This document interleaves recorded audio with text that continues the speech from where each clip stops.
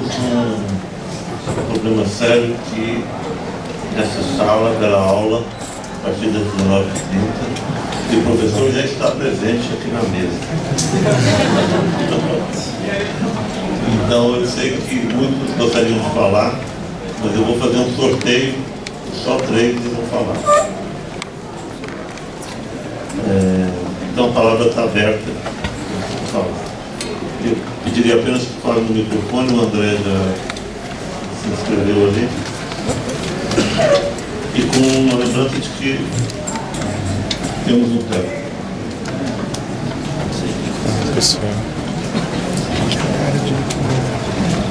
É o André Singe. O tema é o que mesmo? Ascensão na conservadorismo. Em São Paulo ou geral? São Paulo. Boa noite a todos.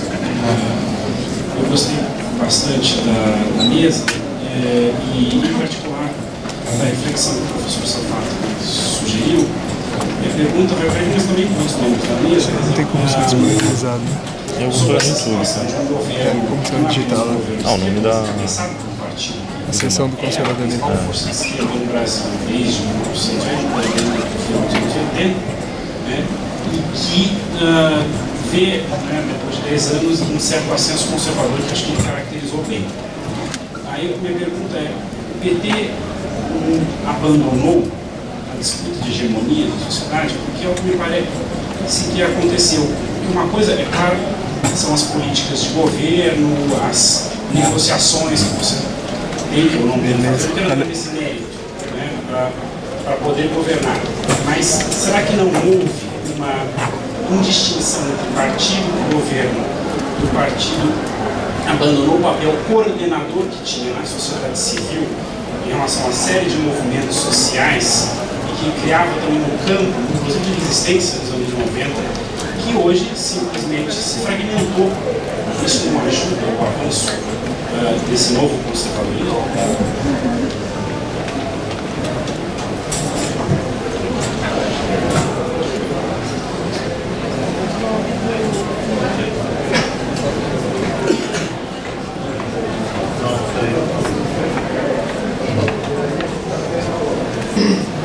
Bom, boa noite a todos, meu nome é Pedro.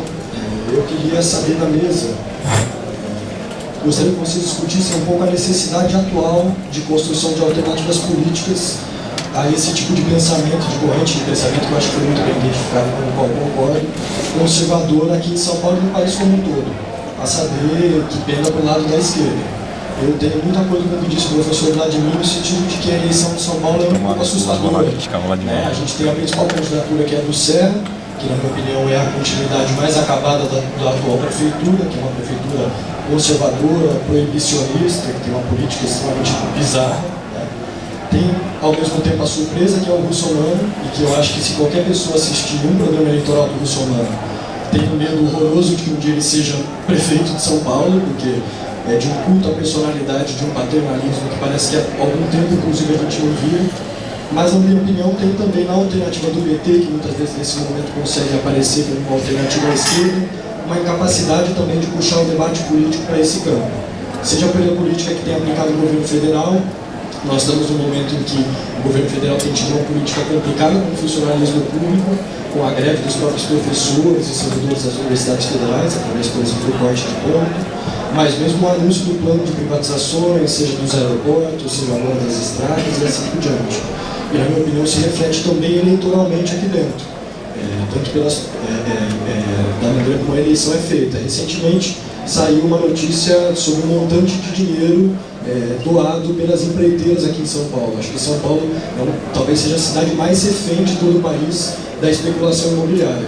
E a gente vê em todas essas grandes candidaturas um financiamento extremamente pesado desse setor, e a gente sabe que isso cria uma dependência política. Além, também é fato, como isso eu concluo, do apoio que foi dado por parte do Maluf à candidatura do PT. O Maluf que representa tanto politicamente um atraso, mas culturalmente também. Basta a gente lembrar, na gestão dele como prefeito, a declaração de que as professoras do município não eram mal remuneradas, mas eram mal casadas. Eu acho que ele é, sem dúvida, uma aberração política, ética e cognitiva também, né? É claro, para não parecer que é uma fala que eu não digo quem eu sou militante do PSOL, construo. Que bom.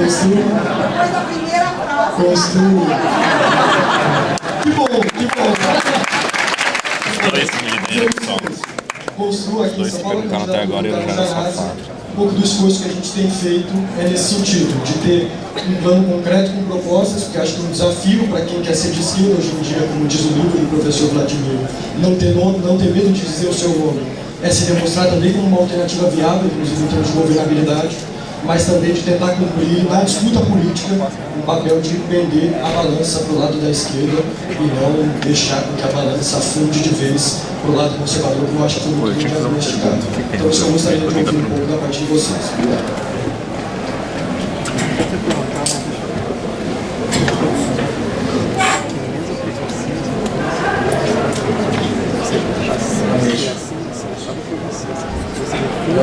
Telegráfico por causa do horário. Gostei muito das falas, todas acho que foram complementares, né? Então, telegraficamente, o que nós que somos de esquerda devemos fazer diante desse cenário? Sobretudo diante desse impasse que o Vladimir colocou, com o qual concordo inteiramente, eu penso que a mesa toda concorda. Me parece que na esquerda hoje tem, grosso modo, as seguintes visões. Não deixa de ser uma caricatura, mas eu acho que é assim como eu vejo o pensamento. Uma é vaiar, a outra é aplaudir o governo e a terceira é pressionar. Nós temos que vaiar, nós temos que aplaudir ou nós temos que pressionar?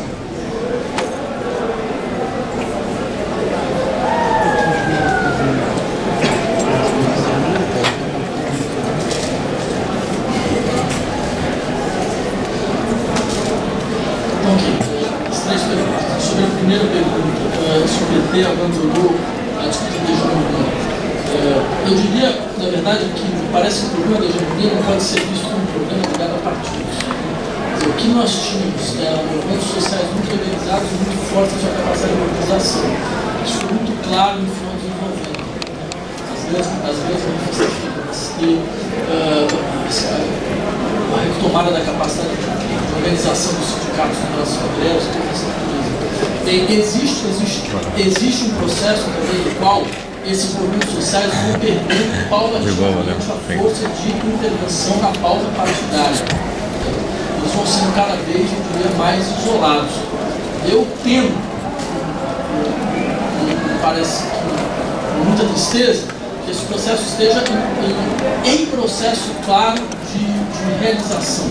Ou seja, por exemplo, talvez vocês lembrem todos que o momento, a meu ver, que realmente mostrou que era o governo Henrique, foi o momento em que ele entrou em conflito com os petroleiros, com a greve dos petroleiros, e fez um esquema lá tático, que ele disse, eu não vou negociar nada, eu vou esperar todo mundo quebrar e depois vou quebrar a capacidade de organização de greves gerais que tinham nesse país, ainda nos anos 80, que de fato desapareceram. Então foi uma paulada muito forte, né, na força sindical brasileira. Né. Eu temo que o que aconteceu com os professores federais agora seja alguma coisa da mesma natureza. Certo? Não é de hoje que os sindicatos, as forças sindicais brasileiras, dizem que eles se sentem completamente desprezados, certo, por esse novo governo. Vários que têm algum tipo de ligação já devem ter ouvido isso milhares de vezes. Certo? E fica muito claro, entre outras coisas, como a atitude do governo simplesmente permitiu que se alimentasse o mesmo tipo de discurso conservador contra os funcionários públicos, contra o serviço público, certo? Que todos receberiam salários nababescos, né? Professor universitário então recebe o salário. Eu vou contar para vocês, eu não quero pensar com isso.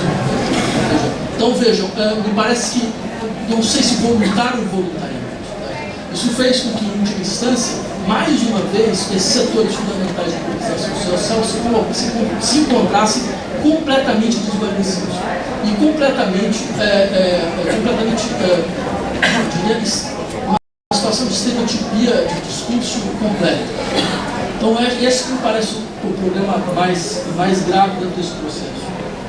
Sobre a segunda pergunta, de onde vem, então, de uma certa maneira, essa incapacidade de organizar ideologicamente o processo vindo das esquerdas, eu acredito que, de fato, existe, nós estamos num momento onde, por uma série de questões vinculadas à governabilidade, ou aquilo que se ficou, que se entende hoje por governabilidade, nós estamos num processo de baixa densidade de reflexão de esquerda, no que diz respeito a propostas que podem circular no tema do embate eleitoral. É inacreditável como, de uma certa maneira, em larga medida, nós temos uma circulação cada vez mais acanhada de certas propostas. Ou seja, por exemplo, propostas do PDG, está em São Paulo, proposta contra a especulação imobiliária, que coloca, de fato, a especulação imobiliária como um dos grandes fatores de desestabilização, de destruição da nossa cidade.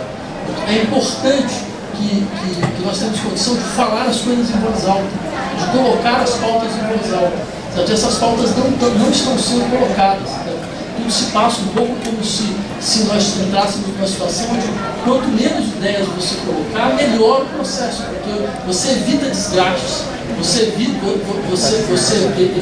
radicalizações, você evita problemas dessa natureza. Então, acho que isso é simplesmente há alguém que paga esse preço. Porque sempre tem alguém que coloca ideias radicais. E o que é dramático é que hoje, quem vê todas as ideias radicais desse país é o pensamento conservador. Hoje, quem fala em voz alta mesmo sobre, que faz propostas, de ruptura, no sentido mais brutal do termo, é o pensamento conservador. E a gente fica numa situação de ter quase que, de uma certa maneira, administrar os legados mitigados. Isso é mortal, sempre foi, certo? Foi assim que a sua democracia europeia acabou, certo? Foi assim que ela não teve mais força nenhuma para defender o que foi feito nos anos 60, e eu temo que isso possa ocorrer no Brasil também. Então, sobre o que, a última pergunta, o que nós devemos fazer,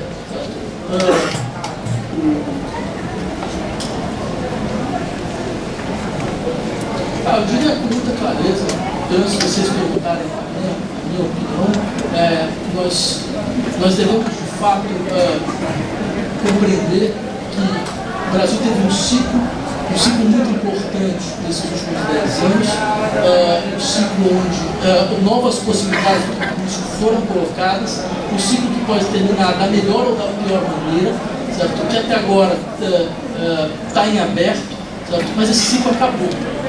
Acabou. Os embates hoje são outros completamente diferentes, os acordos são outros completamente diferentes, e acho que o nosso grande drama é que boa parte das estruturas políticas brasileiras não entendeu isso. Quer dizer, esse processo já não nos diz mais respeito, existe um outro processo que vai ser cada vez mais extremado.